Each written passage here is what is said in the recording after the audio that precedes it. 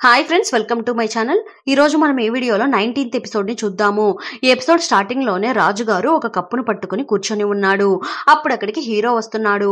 రాజుగారు హీరోని, ఏంటి ఆదిదేవుడు గారు ఇక్కడికి వచ్చారు, మీరు మళ్ళీ ఇక్కడికి తిరిగి వచ్చినప్పటి నుండి మీరు మీ ప్లేస్ ని వదిలి బయటకు రాలేదేంటి అని అడుగుతూ ఉంటే, దానికి హీరో, నేను ఇటువైపు వెళ్తూ ఉన్నాను, మీ సౌండ్స్ వినిపించింది, అందుకే ఇక్కడికి వచ్చాను అని హీరో అంటూ ఉంటే, దానికి రాజు, ఇక్కడ అంతా కూల్ గానే ఉంది, ఎలాంటి ప్రాబ్లమ్స్ లేవు, ఒకే ఒక ప్రాబ్లం ఉంది, అదేంటి అంటే పక్క ప్యాలెస్ లో ఒక మంత్రి ఉన్నాడు, ఆయన దగ్గర ఒక కప్పు నింది, నాకు ఇలాంటి ఐటమ్స్ ని కలెక్ట్ చేయడం అంటే చాలా ఇష్టము, నేను వెళ్ళి ఈ కప్పుని తీసుకుని ఆ కప్పుని ఇవ్వమని అడిగాను, కానీ అతను ఇవ్వనని చెప్పేశాడని రాజు అంటూ ఉంటే, అది విని హీరో, నిజంగానే ఇతడు ఒక డమ్మీ రాజులాగా ఉన్నాడు అన్నట్టు చూస్తూ ఉన్నాడు.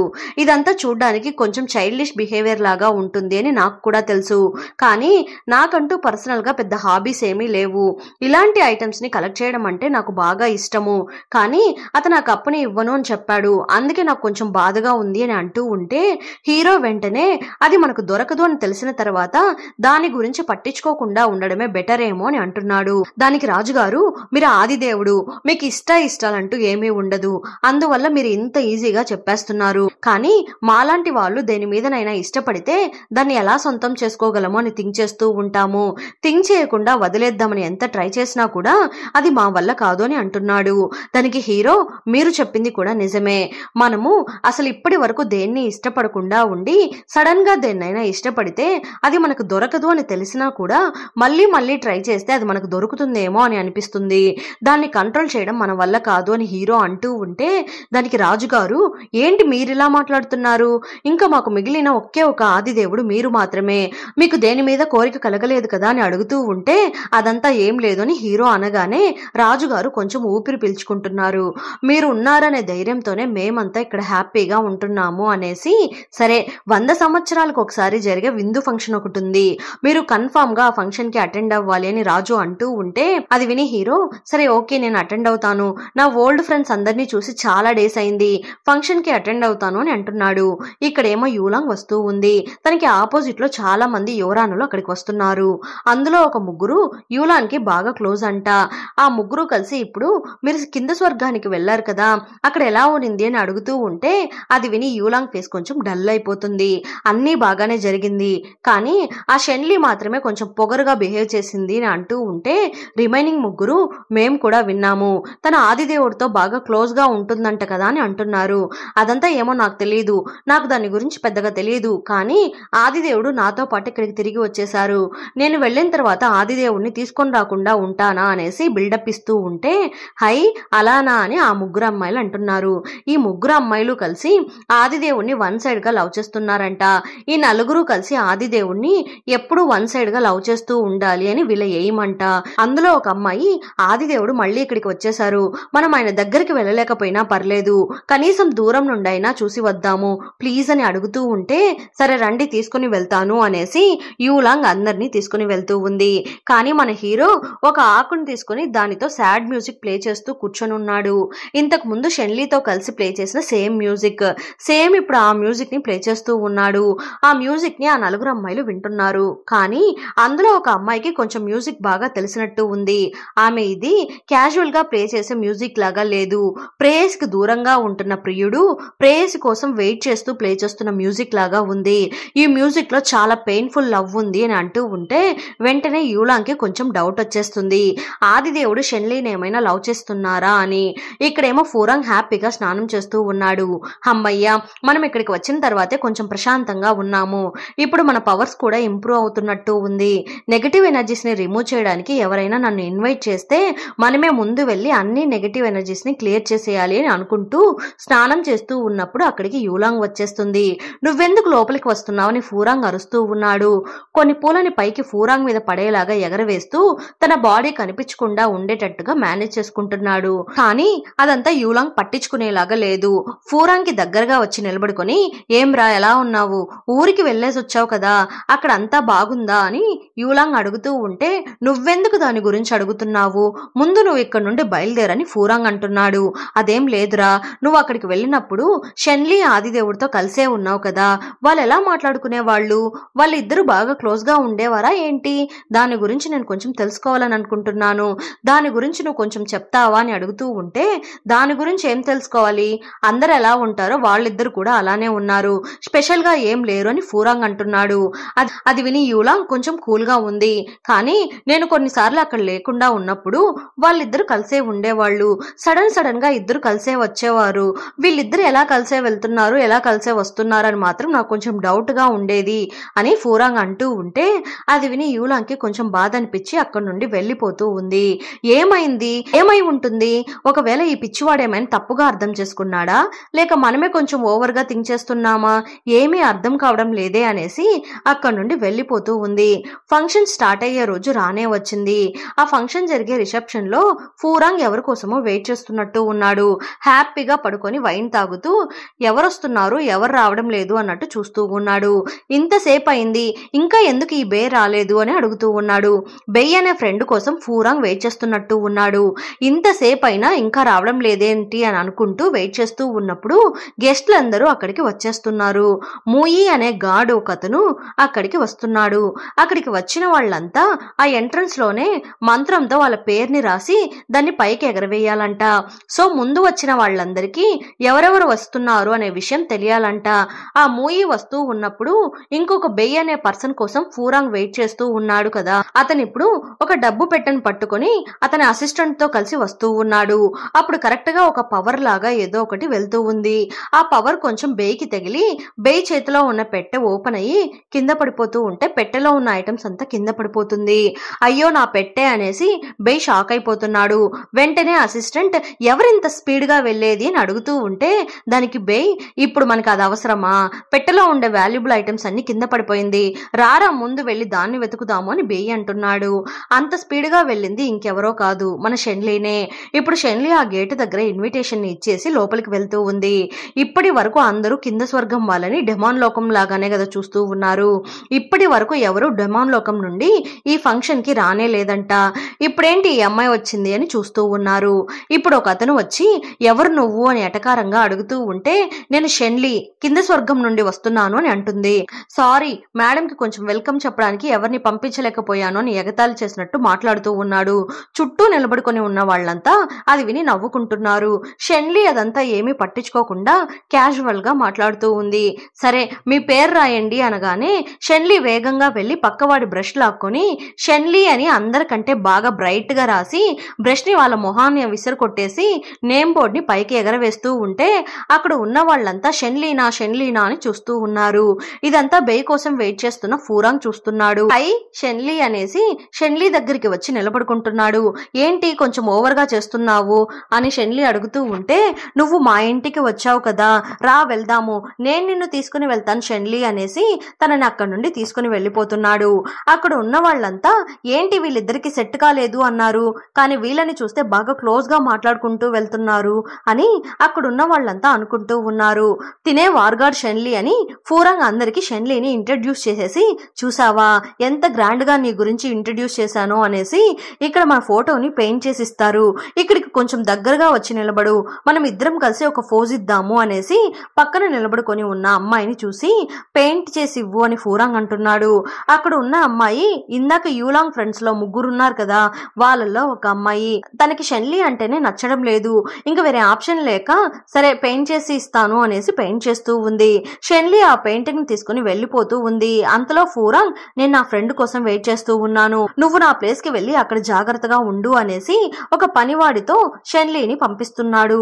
ఇక్కడ బెయ్ అసిస్టెంట్, త్వరగా వెళ్దాం రండి, వర్షం వచ్చేలాగా ఉంది, మళ్ళీ గాలి ఎక్కువ వీస్తుంటే ఎగరడం కొంచెం కష్టమైపోతుంది అని అంటూ ఉంటే దానికి బెయ్, ఇప్పుడు అది ఇంపార్టెంట్ నా, ఇలా చూడు గోల్డ్ కాయిన్స్, ఇలా చూడు నా ముత్యాల దండ, ఇలా చూడు నా డైమండ్, ఇలా చూడు నా చెయ్యి అనేసి అంటూ ఉండే లోపే లోపల నుండి ఒక చెయ్యి వస్తుంది. ఏంటి ఆకాశం నుండి చెయ్యి వస్తుంది అని కన్ఫ్యూజన్ లో ఉండి చూస్తూ ఉండే లోపే ఆ చెయ్యి అతన్ని లోపలికి లాక్కొని వెళ్ళిపోతుంది. ఇక్కడేమో పని అబ్బాయి షెన్లీని తీసుకుని వెళ్తూ ఉంటే షెన్లీ ఆ ప్లేస్ అంతా చూసి, పై స్వర్గం ఇంత అందంగా ఉంటుందా, మా ప్రజలు ఎవరు దీన్ని చూడనే లేదు, వాళ్ళేమో అక్కడ ప్రాబ్లమ్స్ తో సఫర్ అవుతూ ఉంటే వీళ్ళు ఇక్కడ చాలా హ్యాపీగా ఉంటున్నారు అని అనుకుంటూ వస్తూ ఉంది. ఈ అమ్మాయినే మీ పని పిల్ల అని అతను ఇంట్రడ్యూస్ చేస్తున్నాడు. ఆ పని పిల్ల కొంచెం ఎటకారంగానే షెన్లీని విష్ చేస్తూ ఉంటే, నేను డెమాన్ లోకం నుండి వచ్చాను అనేసి అందరూ ఎటకారంగా బిహేవ్ చేస్తూ ఉన్నారు అనేసి నవ్వుకుంటూ షెన్లీ లోపలికి వెళ్తూ ఉంది. ఇక్కడేమో ఫూరాంగ్ వెయిట్ చేస్తూ ఈ బెయి వచ్చాడా లేదా అని అడుగుతూ ఉన్నప్పుడు షెన్లీ కరెక్ట్ గా ఫూరాంగ్ కి ఆపోజిట్ గా వచ్చి కూర్చుంటుంది.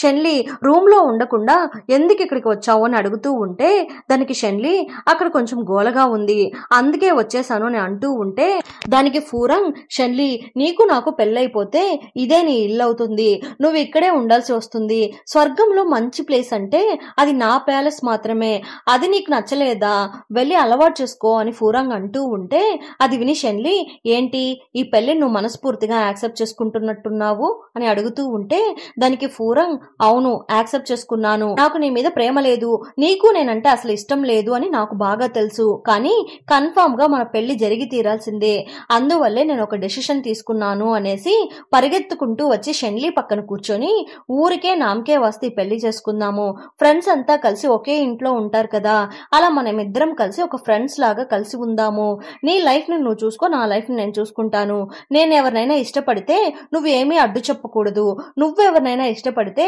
నేను కూడా ఏమీ చెప్పను, దానికోసమే నేను ఒక అగ్రిమెంట్ ని కూడా రెడీ చేసి పెట్టాను అనేసి ఆ అగ్రిమెంట్ ని చూపిస్తూ ఈ అగ్రిమెంట్ లో సంతకం పెట్టు అని ఫూరాంగ్ అంటూ ఉంటే నేను సంతకం పెట్టను అని ఎగతాళిగా అంటూ ఉంది షెన్లీ. ఎందుకు షెన్లీ ఇలా చేస్తున్నావు, నేను నీకోసం ఎన్ని మెట్లు దిగివస్తున్నాను, నువ్వెందుకు సంతకం పెట్టడం లేదు అని ఫూరాంగ్ అడుగుతూ కాసేపు థింక్ చేసి సిగ్గుపడుతూ ఉన్నాడు.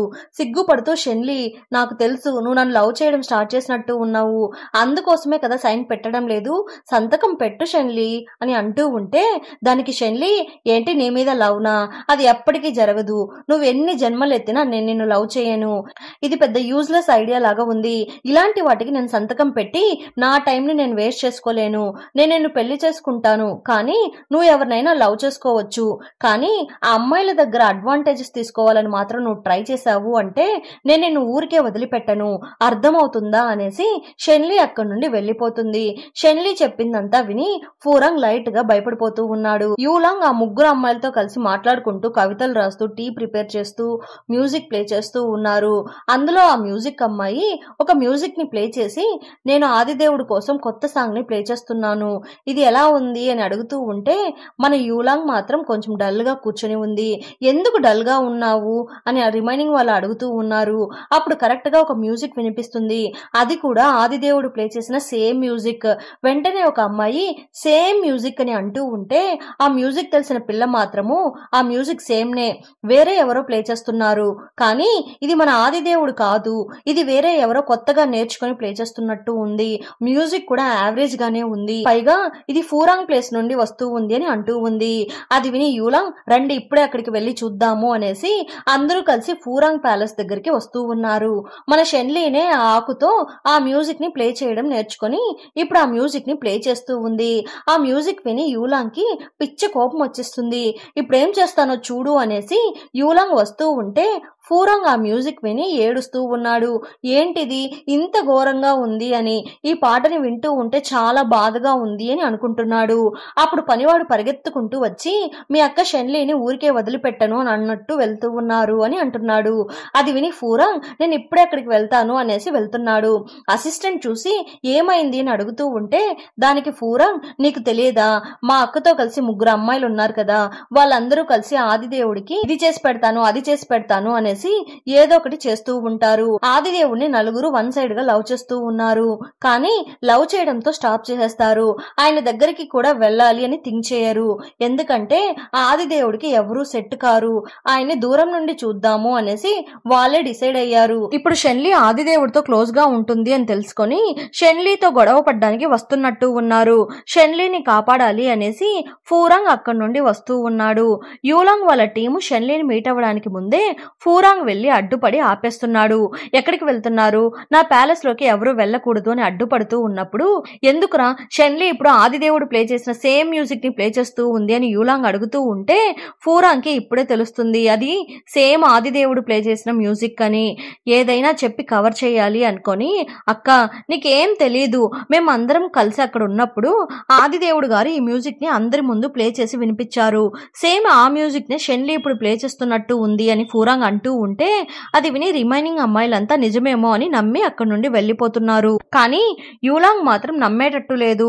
ఇప్పుడు ఫూరాంగ్ తో ఏ రోజు ఏ టైము ఏ మూడ్ లో ఉన్నప్పుడు ఆదిదేవుడు గారు ఈ మ్యూజిక్ ని ప్లే చేశారు అని క్వశ్చన్స్ మీద క్వశ్చన్స్ అడిగేసి అప్పుడు షెన్లీ అక్కడ ఉన్నిందా లేదా అని అడుగుతూ ఉంటే దానికి ఫూరాంగ్ మేము అందరం పక్కనే ఉన్నాము, నువ్వు ముందు ఇక్కడ నుండి బయలుదేరు అనేసి యూలాంగ్ ని అక్కడ నుండి పంపించేస్తున్నాడు. అమ్మయ్య ఎలాగో షెన్లీని కాపాడేశాము అని అనుకొని థింక్ చేయడం స్టార్ట్ చేస్తున్నాడు. అంతలో ఫూరాంగ్ అసిస్టెంట్ వచ్చి వీళ్ళిద్దరు అనుకున్నట్టు షెన్లీకి ఆదిదేవుడికి మధ్యలో ఏమైనా ఉంటుందా అని అడుగుతూ ఉంటే దానికి ఫూరాంగ్ రే నేనే ఒక ప్లే బాయ్ ని, నాకు తెలియకుండా ఎవరైనా లవ్ చేస్తారా, పోయి నీ పన్ను చూసుకోపో అనేసి అంటున్నాడు. ఇక్కడ ఆ ముగ్గురు అమ్మాయిలు కలిసి నిలబడుకొని ఇదంతా కొంచెం కూడా నమ్మేలాగా లేదు, దీంట్లో కన్ఫర్మ్ గా ఏదో సీక్రెట్ దాగి ఉంది, ఫూరాంగ్ అబద్ధం చెప్తున్నాడు, షెన్లీని మనం ఏదో ఒకటి చెయ్యాలి అని డిసైడ్ అయ్యి ఏదో ప్లాన్ కూడా చేస్తున్నారు. షెన్లీ తన రూమ్ లో కూర్చొని ఉన్నప్పుడు ఆ ముగ్గురులో ఒక అమ్మాయి షెన్లీ దగ్గరికి వచ్చి మీ పని పిల్లకి హెల్త్ బాగలేదు అని రెస్ట్ తీసుకుంటూ ఉంది, అందుకే నేను మీకోసం ఫుడ్ తీసుకొని వచ్చాను అని అంటూ ఉంటే షెన్లీ ఒక స్పూన్ తీసుకొని దాన్ని నోట్లో పెట్టుకోగానే దీంట్లో ఏం విషయం కలిపారని అడుగుతుంది. అది విని అమ్మాయి భయపడిపోయి అక్కడి నుండి పారిపోతూ ఉంది. అప్పుడు కరెక్ట్ గా బయట షెన్లీ ఆయుధం నిలబడుకొని ఉంటుంది. ఏమ్మా నన్ను చంపడానికి వచ్చావు కానీ నన్ను చంపకుండానే వెళ్ళిపోతున్నావేంటి, నీ పవర్ ఇంతేనా అని అడుగుతూ వచ్చి ఆ విషం పెట్టిన ఫుడ్ ని తింటూ ఎందుకు ఇలా చేస్తున్నావు అని అడుగుతూ ఉంటే ఫూరాంగ్కి నువ్వు కొంచెం కూడా సెట్ అవ్వవు అని అంటూ ఉంది. అది విని షెన్లీ ఓహో అలానా, సరే నిన్ను నేను ఆదిదేవుడి దగ్గరికి తీసుకుని వెళ్తాను, ఆయనే మా పెళ్లిని ఫిక్స్ చేశారు, నువ్వే ఫూరాంగ్కి పర్ఫెక్ట్ మ్యాచ్ అని ఆదిదేవుడి గారికి కొంచెం చెప్తావా, నువ్వు ఫూరాంగ్ ని పెళ్లి చేసుకుంటావా అని అడుగుతూ ఉంటే నన్ను వదులు అని ఆ అమ్మాయి భయపడిపోయి అరుస్తూ ఉంది. అప్పుడు కరెక్ట్ గా ఏదో ఒక ఆయుధం వచ్చి అమ్మాయిని అటాక్ చేయడానికి వస్తూ ఉంటే వెంటనే షెన్లీ ఆ అమ్మాయిని కాపాడాలి అని తన ఆయుధాన్ని కొంచెం పక్కకి జరిపి పెట్టగానే ఒక సూది వచ్చి ఆ ఆయుధానికి తగిలి కింద పడిపోతుంది. కానీ ఇంకొక సూది కరెక్ట్ గా షెన్లీ చేతిలో దిగిపోతుంది. షెన్లీకి వెంటనే కళ్ళు తిరుగుతున్నట్టు అనిపిస్తుంది. అప్పుడు అమ్మాయి హమ్మయ్య అని అనుకుంటూ ఉండే లోపే రిమైనింగ్ ఇద్దరు అక్కడికి వచ్చి ఆ అమ్మాయిని పైకి లేపి షెన్లీని చూసి మాతోనే ఆడుకుంటావా, చూడు నీకేమైందో, నీకు మా ఆదిదేవుడు గారు మ్యూజిక్ కావాల్సి వచ్చిందా అని అంటూ ఉంటే షెన్లీ సడన్ గా పైకి లేచి నిలబడుకుంటుంది. అదంతా చూసి అందరూ భయపడిపోతున్నారు. ఇంత విషయం లోపలికి వెళ్ళినా నువ్వెలా లేచి నిలబడగలుగుతున్నావు అని అడుగుతూ ఉన్నారు. షెన్లీ వెంటనే ఈ విషయం ఎవరిని ఏం చేయబోతుందో ఇప్పుడు మీరేం అవ్వబోతున్నారో అని ఎక్స్ప్లెయిన్ చేసి చూపించినా అనేసి షెన్లీ వాళ్ళ దగ్గరికి వెళ్తూ ఉంటే ఆ అమ్మాయిలందరూ భయపడిపోతున్నారు. ఇక్కడేమో ఫూరాంగ్ 15,000 15,001 15,002 అని లెక్కలేసుకుంటూ ఉన్నాడు. అప్పుడు ఎవడో వచ్చి అరుస్తూ ఉంటే ఎవర్రా నా ఓల్డ్ రికార్డ్ ని అడ్డుపడి ఆపింది అని ఫూరాంగ్ అంటూ ఉంటే కొంచెం త్వరగా రండి మీ అక్క షెన్లీ దగ్గరికి వెళ్తున్నారు ఆపదా అని అరుస్తూ ఉంటే అది విని ఫూరాంగ్ వేగంగా లోపలికి వెళ్తున్నాడు. అక్కడికి వెళ్లి చూస్తే షెన్లీ మాంసం మీద మిరప్పొడి చల్లుకొని కాల్చుకొని తింటూ ఉంది. వెంటనే ఫూరాంగ్ లోపలికి వెళ్లి ఏమైంది అని అడుగుతూ ఉంటే దానికి షెన్లీ ఈ ముగ్గురు అమ్మాయిలు నాతో గొడవకి వచ్చారు, వాళ్ళ గోల్డ్ అంతా ఇక్కడ పెట్టాను చూడు, అంతే వాళ్ళని నేను చంపేశాను అని షెన్లీ అంటూ ఉంటే ఫూరాంగ్ భయపడిపోతున్నాడు. వాళ్ళనే ఫ్రై చేసుకొని తింటున్నావా అని అడుగుతున్నాడు. దానికి షెన్లీ అవును నీకు కావాలా అని అడుగుతూ ఉంటే ఫూరాంగ్ తో పాటు అందరూ భయపడిపోతున్నారు. ఫూరాంగ్ కి డోకొచ్చేస్తుంది. ఏం రా ఎందుకు భయపడిపోతున్నావు అని షెన్లీ అంటూ నీకు కావాలా అని అంటూ ఉండే లోపే ఫూరాంగ్ కి వామిట్ వచ్చేస్తున్నట్టు అయిపోతూ ఉంటే లైట్ గా తలని పైకెత్తి చూసి షాక్ అయిపోతున్నాడు. అంతటితో ఎపిసోడ్ ఎండ్ అయిపోయింది. మళ్ళీ నెక్స్ట్ ఎపిసోడ్ లో కలుద్దాం. చాలా మంది నా ఛానల్ ని సబ్స్క్రైబ్ చేయకుండానే చూస్తున్నారు. ప్లీజ్ సబ్స్క్రైబ్ చేయండి, అలానే లైక్స్ వేయండి. మీరు వేసే ఒక్కొక్క లైక్ నా ఛానల్ ని వేరే వాళ్ళకి రికమెండ్ చేస్తుంది. ప్లీజ్ సపోర్ట్ చేయండి. Thanks for watching.